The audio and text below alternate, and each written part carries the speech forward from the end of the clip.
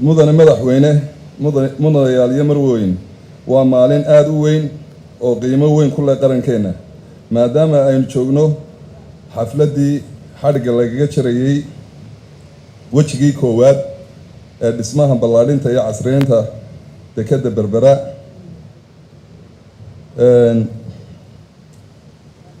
mashruucan oo ay maalgelisay shirkadda DP World dhismaheedana ay fulisay shirkadda Shafa Al Nahda. mudane madaxweyne mashruucani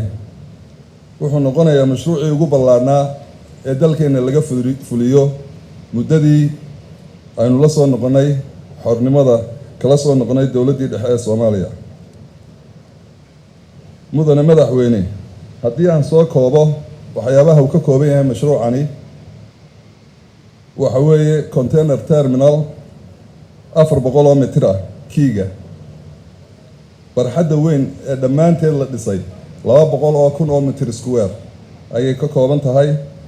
barxadda konteenarada la dhigaa waxay iyaduna qaadaysaa 500,000 konteenar sanadkii. daraafka jooga ama daraafka ay maraakiibtu ku soo xidhaan waxaa la gaadhsiiyey heerkii caalamka dekedaha waaweyn ee internationalka waa 17 mitir, halka teennii hore ay ahaan jirtay halka u dheeray 11 mitir iyo 9. waxaa la keenay barxadda weyne konteenarada iyada lafteeda lagu kala guro 8 wiish oo ah kuwa konteenarada raseeya kala gura nooca loo yaqaano RTGS. waxaa kaloo lagu soo kordhiyey dekedan container terminalka ah 3 wiish oo waaweyn oo kuwa maraakiibta ka roga konteenarada oo markab kastoo xaddigiisu weyn yahay ka rogi karaya insha Allah biidhnillaahi kariim. waa nooca loo yaqaana STS Gantry Crane.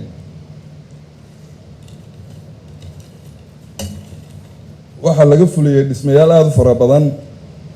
oo xafiisyo aad u fara badan oo ay u soo guuri doonaan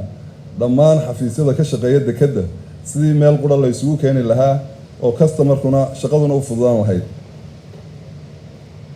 mudane madaxweyne annagoo ka duulayna muhiimadda ay qaranka ugu jirto dekedda berberi isla markaana la jaan qaadaysa horumarka iyo casriyeynta ay fulisay dekedda DP World ku samaysay dekedda berbera waxaanu keennay taagag casri ah, 2 taag oo casri ah oo mid walba xajmigiisu ama hoos baawarkiisu yahay 3,000 hoos baawar. waxaa kaloon ku soo kordhinay pilot boat cusub oo iyadana ay raacaan bayloodada soo xidhaya maraakiibta.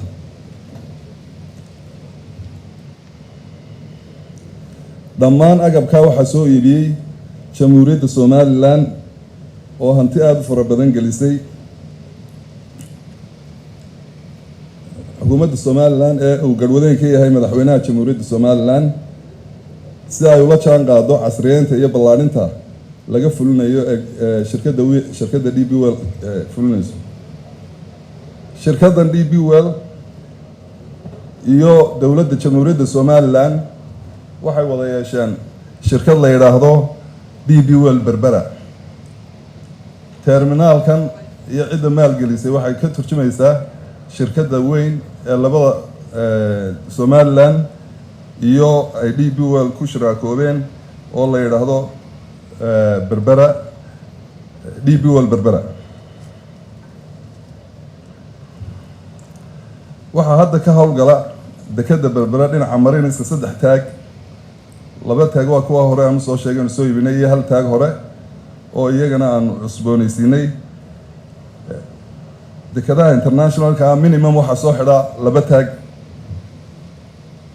si markaa la isla jaan qaado. waxaan ku soo kordhinay 2 taag ee boat. markaa dekedda berbera waxaa ka howlgala 3 taag marka la isku daro. mudane madaxweyne mudanayaal iyo marweyn mashruucan ballaadhinta iyo casriyeynta dekedda berbera wuxuu suurto gelin doonaa inay ku soo xidhaan maraakiibta ugu waaweyn ee ku xidha dekedaha caalamiga ah laga bilaabo maanta.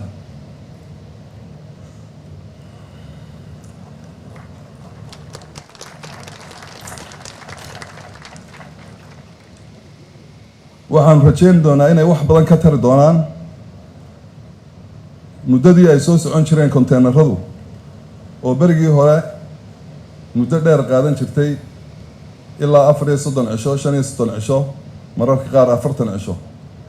laakiin waxaan rajeynaynaa laga bilaabo imika in maraakiibta waaweyn ee ka gooshda caalamka sida China iyo meelo ka fogba inay toos ugu soo xidhan doonaan ganacsatadana ay ka caawin doonto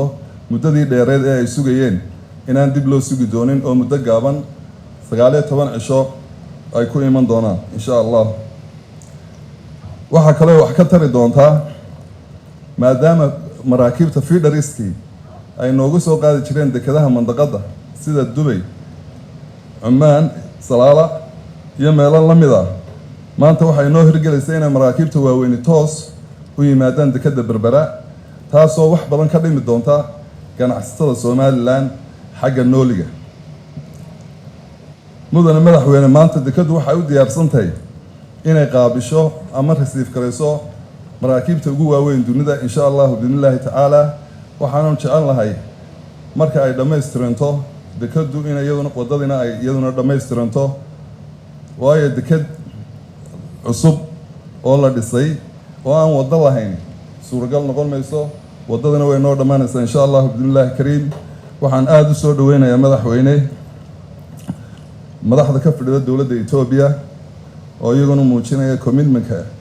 iyo sida ay ugu heelan yihiin inay isticmaalaan dekedeena dekedan waxay soo martay caqabado badan laakiin muddadii loogu talagalay way ku dhamaatay inkastoo 6 bilood uu dib noo dhigay coronavirus-kii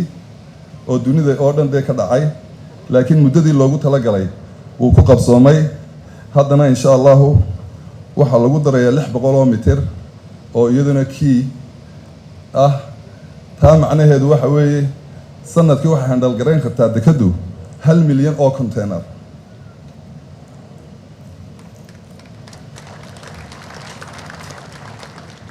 ugu dambeyn waxaan u mahadnaqayaa